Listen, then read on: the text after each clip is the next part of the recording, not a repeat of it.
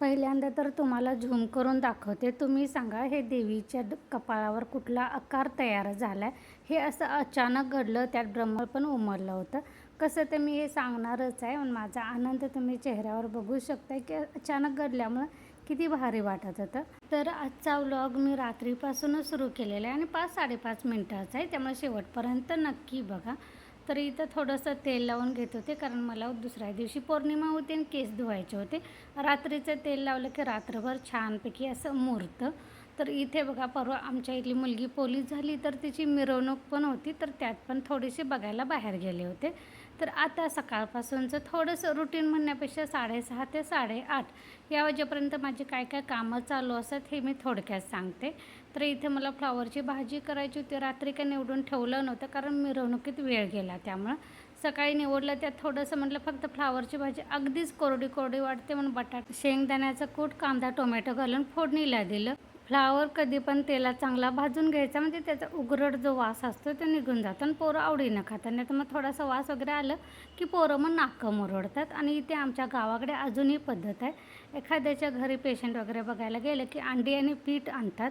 तर माझ्याकडे अंडी आणली होती, तर म्हटलं तीच आता पहिल्यांदा उकडायची. त्यात थोडीसं माझ्याजवळची पण अंडी घातली आणि पोरांना नाश्त्याला उकडायला ठेवली.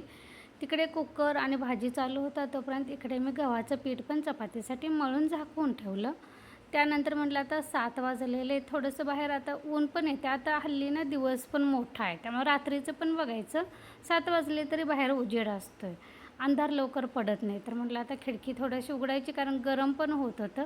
इथं किचनचे वगैरे जे ओट्यावर कापडं लागतात, कारण मी धुवून इथं खिडकीवरच उन्हात ठेवते. ती वाळली होती, म्हटलं ती आता ज्याच्या त्याच्या ठिकाणी ठेवायची. हात पुसायला आणि ओटा पुसायला बरे पडतात. फणस गावाकडून आला होता आणि त्याचा कणी जो वास सगळ्या घरभर दरवळत होता, कारण तो पिकलेला आहे. फणस पिकला कणी वास सगळ्या घरभर पसरतो. ते आज मला कापायला पाहिजे. म्हटलं आता भाजी पण होत आलेली आहे, तोपर्यंत आमटी पण त्याच गॅसवर लगेचच टाकायची. काल आठवडे बाजार केला होता बघा. ₹30 पावशेर वांगी 4च मोजून आली, त्यात पण हे असं किडलेलं होतं. अशी लोकं फसवतात. मी म्हणते की ठीक आहे, वांग्याच्या आत आपल्याला दिसत नाही, किडलेले असतात, पण आपण घरात कधीतरी केलेले असतं तेव्हा आपल्याला माहीत असतं की आपल्या शेतातलं पीक चांगलं आहे की थोडंसं खराब आहे. म्हटल्यावर थोडासा दर तरी कमी लावायला पाहिजे की नाही लोकांनी. पण असं पैशासाठी की नाही असं फसवतात. मग किडलेलं थोडंसं ते बाजूला काढून टाकलं आणि चांगलं चांगलं घातलं, कारण मोजून 4च वांगी आली होती. त्याच्या निदान 2 तरी आमट्या व्हाव्यात म्हणून 2 वांग्याची डाळ घालून आमटी करायची म्हटलं. तिकडे आता मी आमटीसाठी सगळं कांदा वगैरे फोडणीला टाकलेलं आहे. इकडे तोपर्यंत भाजी पण माझी झालेली आहे. कधी पण मी काही पण असू दे, तेलात चांगलं असं भाजलं की खमंगपणा येतो. तर इथं आमटी पण फोडणीला टाकून झालेली आहे. भाजीचा गॅस पण मी आता बंद करणार, कारण ती पण झालेली आहे. आणि माझ्या लक्षात आलं की काल त्या समोरच्या ताईंनी पोळपट लाटणं नेलं होतं चपातीसाठी. रात्री वेळ झाला होता, त्यामुळे म्हटलं रात्री मागणं बरोबर नाही. आता सकाळी मला करायचं होतं, कारण पोरांना डब्याला लवकर चपात्या लागतात. म्हणून म्हटलं त्यांच्या घरातून बाहेर ताक होतं थोडंसं शिल्लक, ते लिंबूच्या झाडाला घातलं आणि तसंच पोळपट लाटणं आणलं. हे मी ॲल्युमिनियमचं पोळपट लाटणं का वापरते, कारण मला कसं माहिती आहे, लाकडी माझ्याकडे पोळपट अजून एक दुसरा आहे आणि पहिला एक होता की नाही लाकडीच मी वापरायची. ते धुतल्यामुळं की नाही असं लाकडं फुगायचं आणि ते खराब होऊन जायचं. हे ॲल्युमिनियम कसं खराब व्हायची शक्यता कमी असते आणि मला धुतल्याशिवाय पोळपट वापरायलाच असं धाडस होत नाही, त्यामुळे ही मला सवय आहे. तर पोळपट लाटणं धुवून थोडंसं नितळत ठेवलं. आता म्हटलं माशांना पण सकाळ संध्याकाळ 2 वेळचं खायला घालायला लागते. ते फिल्टर वगैरे बंद करूनच घालायला लागते, नाहीतर मग काय होतं, फिल्टर ते शोषून घेते खाऊ आणि मग ते घाण कणी त्या स्पंजमध्ये अडकतं आणि ते फिल्टर वगैरे खराब होते. मग सारखं दुरुस्त करायला लागते. मग ते बंद केलं, माशांना खाऊ घातला. त्यानंतर आमचा वगैरे चहा झालेला आहे. आता दूध एका बाजूला गरम करत ठेवलं होतं आणि दुसऱ्या बाजूची आमटी पण तयार झाली होती. मग आमटी उतरवली, दूध त्या बाजूला ठेवलं आणि इकडे चपात्या करून घेतल्या. चपात्या करत करत चहा पण ठेवला. चहासोबत चपाती द्यायची म्हटलं. त्यानंतर इथं आता जेवण वगैरे माझं सगळंच आवरलेलं, भात भाजी आमटी, कारण कुकर वगैरे मी लावूनच घेतला होता.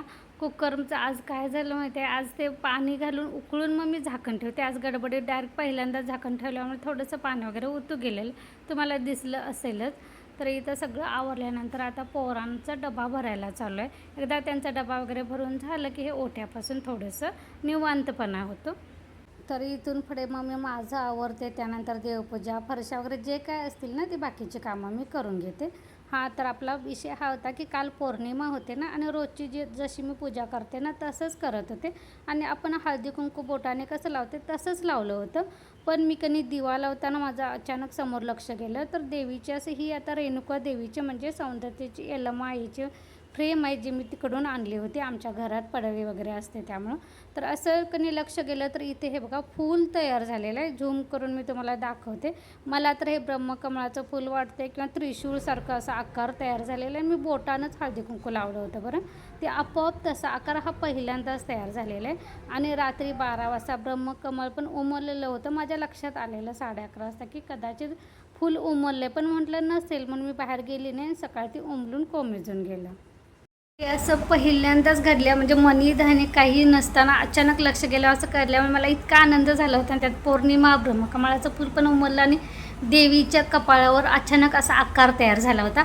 आपण असं लावतोय ना, तर असंच मी असं लावलं होतं नॉर्मली.